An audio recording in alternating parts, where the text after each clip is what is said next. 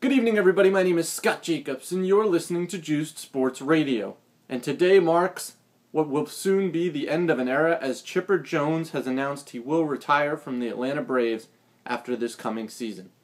Chipper Jones, who has been the heart and soul of the Braves franchise ever since he became an Atlanta Brave and made the team in 1995, has just been a terrific switch hitter, a great teammate, a do-it-all type of player who never complained, never whined, and just gave it his all.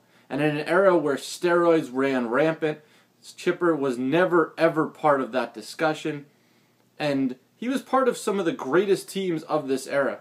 When you look at the Atlanta Braves from 1995 to 2005, there was 17 teams in those years that won 100 games or more. His Braves had 5 of those. 5 of those. Just staggering numbers how successful the Braves were.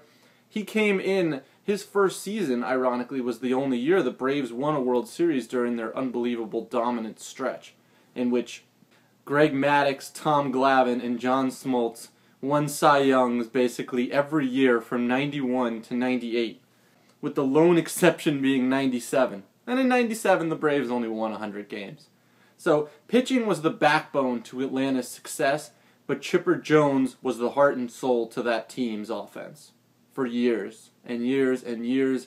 And as the names have changed, even Bobby Cox retiring after all the years he put into the Braves franchise, Chipper Jones has remained the one constant throughout the different youth movements that have taken place. Chipper Jones has been there, and it will be weird when the Braves start their season in 2013 and Chipper Jones isn't in the starting lineup. He is the Atlanta Braves to me. Yes, as I said, their pitching was the backbone of that team, but Chipper Jones epitomized the Braves. I think it's amazing how he spent 18 seasons with the same organization, just a real class act. I want to throw some numbers at you. He was the #1 overall pick in 1990, a 7-time All-Star with a .304 career average, 454 home runs, 526 doubles, 1,561 ribbies, in 2,387 games, and he was part of 5 NL pennant winning teams. Not a bad career repertoire, if you ask me. Terrific switch hitter. Injuries and knee problems have derailed his career the past few seasons, but when on top, he was as consistent as could be. You always could rely on the production you were getting from Chipper Jones, one of the top hitters in the game at certain points of his career. And I believe he is a first ballot Hall of Famer. I believe Greg Maddux should go to the Hall of Fame, and Tom Glavine and John Smoltz, and I believe all 3 will end up in the Hall of Fame. It's just kind of weird that this will be the last piece of Atlanta's dynasty in the 90s and into the 2000s that will retire. That's really it from what was one of the most dominant franchises in sports over that period of time. And as I said, it's not that common to see 100 wins anymore, and the Braves did it almost every other year during that stretch. Just incredible. Incredible numbers. Currently reading a book right now called The Rotation about the Phillies and how they put together their 4-headed monster.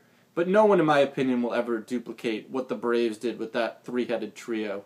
They were just exemplary. And when Chipper Jones came to the team in 95, he was just a special piece. And he's had a special career. As I said, it will be sad to see him retire. He may go into coaching. He said he could be a special type of instructor. I wish him the best of luck with that. So Chipper, if you're listening, have a terrific 2012 season. You've been a great, great man for baseball, and the Atlanta Braves wouldn't be the same without you. My name is Scott Jacobs. How will you remember Chipper Jones' career with the Atlanta Braves? You're listening to Juiced Sports Radio. Chipper Jones, the real end of an era in Atlanta. Good night, everybody.